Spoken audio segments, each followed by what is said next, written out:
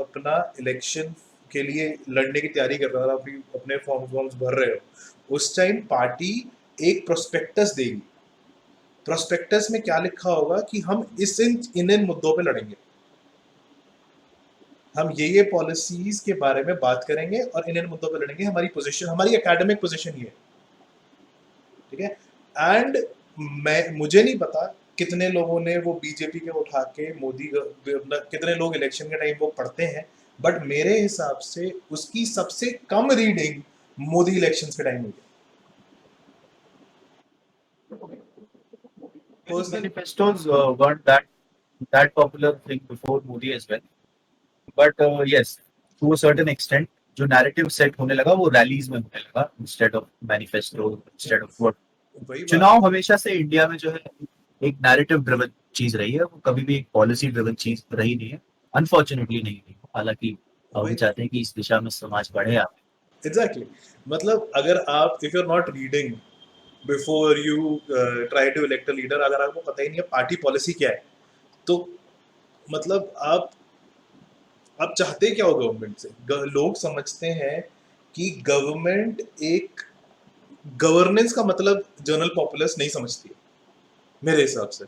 Governance is India जैसे देश में ब्यूरोक्रेसी रिडन देश में सब कुछ कागज के जोर पे चलता है, बातचीत होती है, उसके बाद भी जो कागज बनता है उसी के हिसाब से काम होता है, ठीक है जी।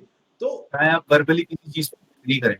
हाँ मतलब अपनी बातचीत चलती है, ठीक है, बातचीत के हिसाब से कागजात बन जाते हैं, वो सिचुएशन भी एग्जिस्ट करती है, लेकिन और वो सिचुएशन भी एग्जिस्ट करती है जहाँ कागज की वजह से सारा कुछ होता है, ठीक है। लेकिन अल्टीमेट गोल हमारे देश का, हमारे ब्यूरोक्रेट्स का अल्टीमेट गोल है कि भैया अपना कागज पक्का होना चाहिए, ठीक है, क्योंकि जो चीज लिखी जाएगी उसकी वैल्यू हमारे देश में ज्यादा है वर्सेस कि एक्चुअल लोगों का थॉट प्रोसेस क्या है एंड लोगों की परसेप्शन क्या है।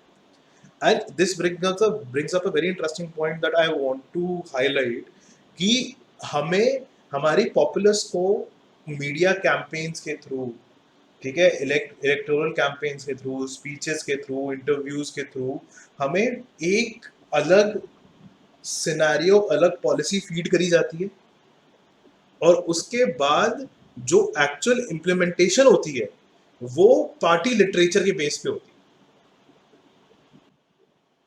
Correct correct. जो सबसे बड़ा एग्जांपल जैसे आप देखेंगे वो 15 लाख वाला जो जाई थ्रो किया गया था कि 15 लाख रुपए सबको दिलाए जाएंगे। हम्म 2014 में मोदी गवर्नमेंट ने प्रॉमिस किया था हम्म जो है हम्म काला हम्म धन ब्लैक मनी का लाएंगे 15 लाख। मैनिफेस्टो में कहीं मेंशन भी नहीं। हम्म 15 लाख जैसी amount which are very rightly.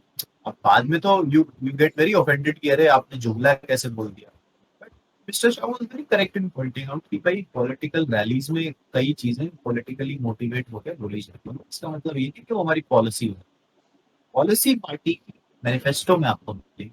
Manifesto भी किस पार्टी का कैसा होता है sometimes they very loosely mention ना। जैसे बीजेपी मैनिफेस्टो में इट वाज मेंशन कि will bring will bring back black money ना। मतलब कहाँ से ब्रिंग बैक करेंगे, what is this amount of black money, क्या आप डिफाइन करते हैं as black money. Nothing, this is a very vague statement to go to. वेग्स मैं ऐसी चीज़ों को अच्छा, अब मेरे को ना बहुत लोगों को ये बात नहीं पता, और जो मेरे चार्टर्ड अकाउंटेंट दोस्त ये वीडियो देख रहे हैं उनको मैं ये बताऊं, जब मोदी गवर्नमेंट ओरिजिनली आ रही थी, जब ओरिजिनल 2013 में कैंपेन चल रहा था, तो मैंने उठा के मैनिफेस्टो पढ़ा था पार्टी का, और मोदी गवर्नमेंट के मैनिफेस्टो में ये लिखा हुआ था कि भैया हम लोग कॉस्ट अकाउंटेंसी रिकॉर्ड्स को ज़्यादा पुश करेंगे, we will shift from an accrual system to a cost system, जो आज तक नहीं हुआ, ठीक है।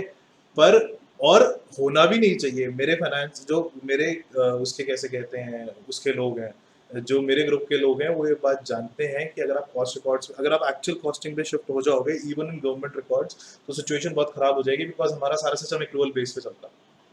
पर खैर मैं अकाउंट्स की बात नहीं करूंगा, मैं सिर्फ एक चीज सिर्फ ये कह रहा हूँ कि पार्टी मैनिफेस्टो, मैं अपॉल हो गया था यार, मैं डर गया था, मैं तुम हमारा काम 4 गुना बढ़ा दो, ठीक है, जस्ट बिकॉज तुम्हारे उसमें लिखा हुआ है। मेरा एक बार माइंडसेट चेंज हो गया था, मैं भाई मैं नहीं वोट नहीं कर सकते, चाहे जो मर्जी हो जाए, मोदी को वोट नहीं कर सकते, ये तो बहुत काम करवाएगा।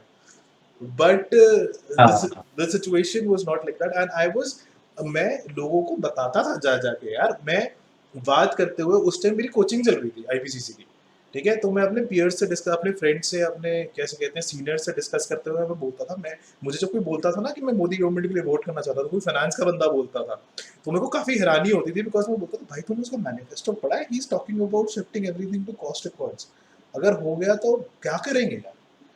ठीक है? And these kind of thoughts, and it was very shocking to me कि किसी ने मैनिफेस्टो ही नहीं पढ़ा।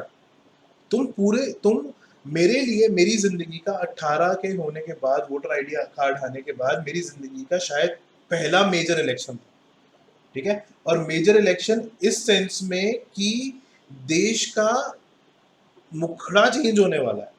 पॉलिटिकल सिनेरियो कंप्लीटली चेंज हो रहा है हमारी आंखों के सामने, और मैं देख रहा हूं कि जनरल पब्लिक को परवाह ही नहीं है कि गवर्नमेंट पॉलिसी क्या फ्रेम करे। एक 18 साल के बच्चे के लिए बहुत डरावनी चीज है, जो अगर एक हाँ, ये लालू जी ने भी तो एक जगह कहा था कि पॉलिसी पॉलिसी पॉलिसी, चुनाव पॉलिसी पे नहीं जीता था। ठीक, सड़क बिजली पानी पे चुनाव थोड़ी जीता था। लालू अपनी रैलीज में ये कहते थे कि क्या सड़क सड़क मांग रहे हो, सड़क बन जाएगी तो पुलिस तुम्हारे गांव पर आएगी और तुम्हें ही सताएगी।